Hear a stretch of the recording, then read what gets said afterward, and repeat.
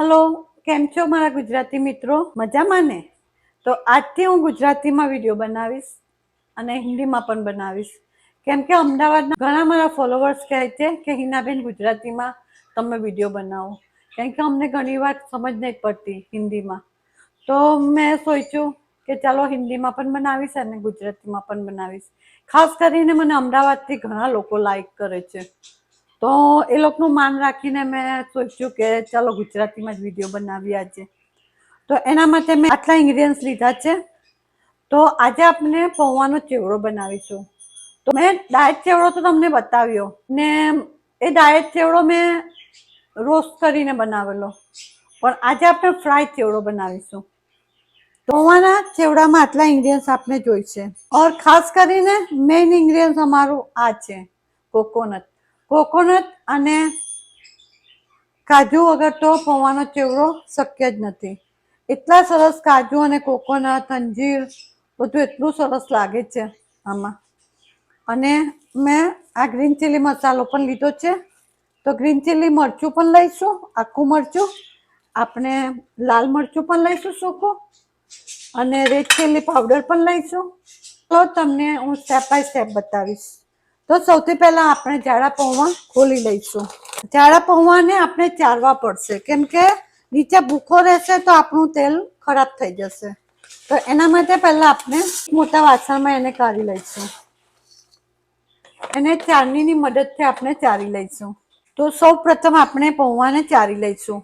ચારવાનો મતલબ એક જ છે કે પૌવામાં જો ઝીણો ઝીણો ભૂકો હશે તેનાથી આપણું ઓઇલ બગડી જશે. તો સૌથી પહેલા આપણે એને ચારી લઈશું. અને કંઈક ઈયર કિલ્લા કુછ કંઈ હોય તો એ પણ નીકળી જશે. પણ અહીંયા કેનેડામાં એ શક્ય નથી. બહુ 1% શક્ય છે. તો જો કેટલા સરસ પૌવા છે આપણા. જો આવું કચરું નીકળશે. તો ચાલો આપણે બધા પૌવા ચારી લઈશું. થોડાક થોડાક લઈને ચારવાના છે આપણે. ને આપણે જાડા પૌવા લેવાના છે. ને જ્યારે તમે ડાયટ ચેવડો બનાવો ને રોસ્ટેડ ચેવડો બનાવો તો એમાં પતલા પૌવા લેવાના છે.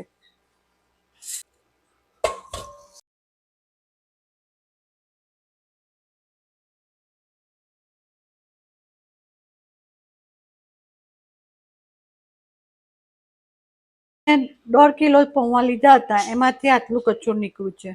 તો આ આપણે ચારતે નહીં તો આપણું ઓઇલ બધું ખરાબ થઈ જશે. એટલા માટે એને ચારવું જરૂરી છે. તો ચલો તમને હવે આગળની પ્રોસેસ બતાવું છું. તો પૌવાના ચેવડા માટે આપણે મરચાં લેવાના છે ગ્રીન. તો આને સૌથી પહેલાં આપણે ધોઈ લઈશું ને કાપી લઈશું. તો કેવા કાપવાના તે પણ હું બતાવીશ. તેના માટે આપણે લીમડો લઈશું, વરિયાળી લઈશું. માપ હું તમને બનાવતી જવા તેમ તેમ બતાવતી જવા. લાલ મરચાં લઈશું સૂકા, મરચાંની ભૂકી લઈશું, હલ્દી લઈશું, હિંગ લઈશું, બ્લેક સોલ્ટ લઈશું, ખટાશ લઈશું, ખાંડ, સિંગના દાણા, અંજીર, કાજુ, બાદામ ને કોપરું. તો કોપરું આપણે કેવું લેવાનું છે? ગોતાનું કોપરું લેવાનું. તો હું પૂરો ગોતો લઈને આવેલી હતી તેના આવી રીતે મેં છીલ કરી દીધી. જો તો આ પૌવાના ચેવડામાં આ કોપરું એટલું સરસ લાગશે. ચાલો તો હું તમને બદામ, મરચાં, અંજીર બધું કાપીને બતાવું છું. તો સૌથી પહેલા બદામ આપણે આખી નહીં રાખવાની. એને આવી રીતે 1ના 2 ટુકડા કરીશું. આવી રીતે. તો એ બહુ સરસ દેખાશે ચેવડામાં. બાદામને આપણે ફાડી લઈશું.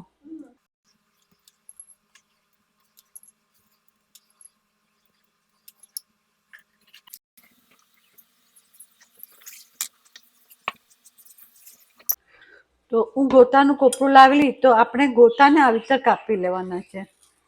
તો આવી પતલી પતલી છીલ પાડી લઈશું તો એ આપણે પૌવામાં એટલો સરસ ટેસ્ટ આપશે. ચાલો હવે અંજીરને કાપી લઈશું. તો અંજીર આપણે નાના નાના ટુકડા કરવાના છે.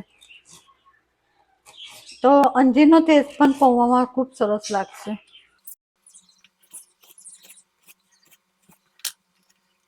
અંજીર પણ આપણે આવી રીતે કાપવાના છે ને કાજુ આપણે આખા જ રાખીશું. ચાલો તો તમને બતાવીએ પૌવાનો ચેવડો કેવી રીતે બને છે.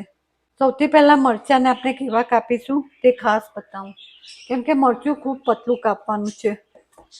કેમ કે મરચું જો જરા પણ અંદર મોઇસ્ચર રહી જશે તો તમારો ચેવડો ખવાઈ જશે. એટલા માટે આપણે મરચું બહુ જ પતલું કાપવાનું છે.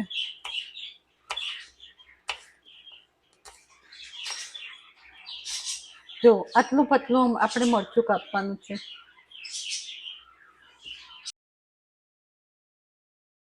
સૌપ્રથમ આપણે પૌવા તરી લઈશું. તેના માટે આપણે ઓઇલ લઈ લઈશું.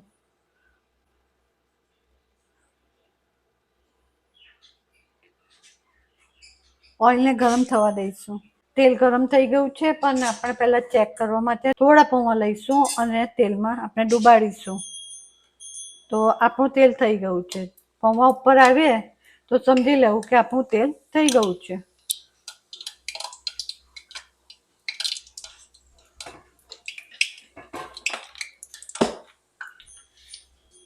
તો પૌવાને કેટલા તરવાના છે તો હું તમને બતાવીશ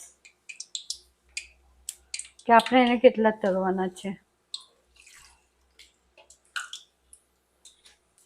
કારણ કે આ જાડા પૌવા છે, તો જાડા પૌવા થોડાક તરતા વાર લાગશે ને ફ્રાય પૌવાના ચેવડામાં જાડા પૌવા સારા લાગશે.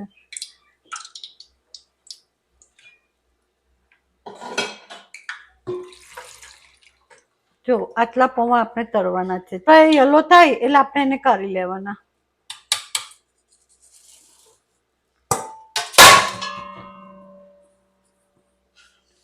ચાલો આપણે એક મુઠ્ઠી પૌવા નાખીશું, વધારે નહીં નાખવાના. જો પૌવા ઉપર આવી ગયા છે એનો મતલબ છે આપણા પૌવા થઈ ગયા છે. તો આમાં તેલ આપણે ગરમ જ જોઈશે.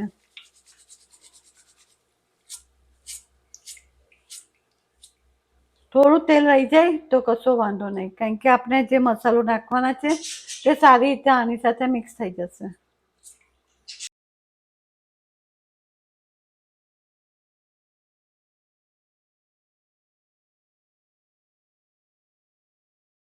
પૌવા આવા તળેલા હોવા જોઈએ. આ રીતે ફ્રાય થયેલા હોવા જોઈએ. તો આ રીતે આપણે બધા પૌવા તળી લઈશું.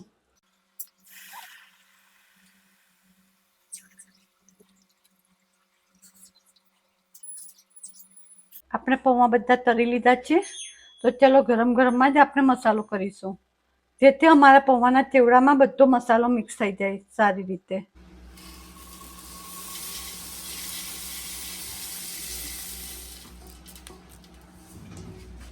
મસાલો બનાવવા માટે આપણે થોડું તેલ લઈશું.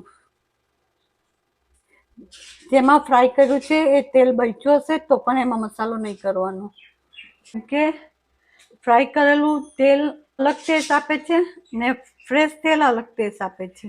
આપણું તેલ ગરમ થઈ ગયું છે, તો આપણે સૌથી પહેલા દાણાને ફ્રાય કરી લઈશું. તો થોડાક દાણા લઈશું. ચેવડામાં આ દાણાનો ટેસ્ટ ખૂબ સરસ લાગે છે. આપણા દાણા ફ્રાય થઈ ગયા છે.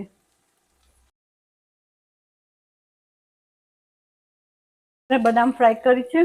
હવે આપણે કોપરું ફ્રાય કરી લઈશું.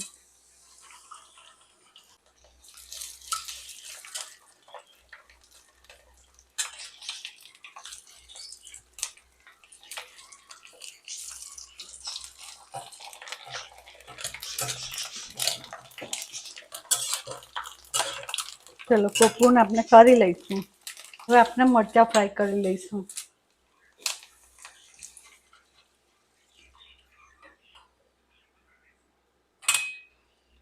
ચીલી ફ્રાય કરશું.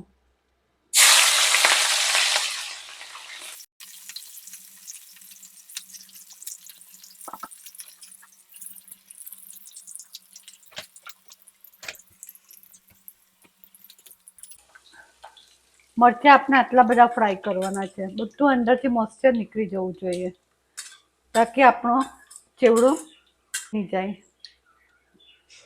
આ ઓઇલમાં આપણે લીમડો નાખી દઈશું.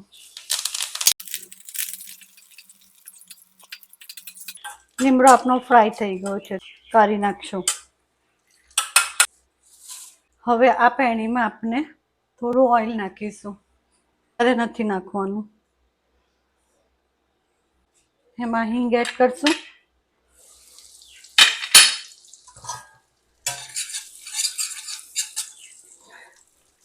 વરિયાળી એડ કરશું.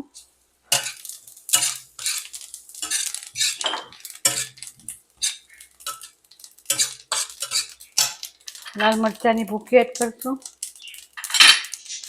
સ્ટવ આપણો બંધ જ છે, કેમ કે આપણી પેણી ગરમ જ છે. એમાં મીઠું એડ કરશું 2 ચમચ. તો આમાં આપણે 2 ચમચી લાલ મરચું લીધું છે, 4 ચમચી વરિયાળી લીધી છે, 1 ચમચી હળદર લીધી છે, 4 ચમચી ખાંડ લીધી છે ને 1 ટીસ્પૂન ખટાશ લીધી છે. ચાલો આ બધો મસાલો પેલા મસાલામાં આપણે એડ કરી લઈશું. આ મસાલામાં આપણે રોસ્ટેડ કાજુ એડ કરી લઈશું. કરેલા પૌવામાં આપણે મસાલો મિક્સ કરી લઈશું.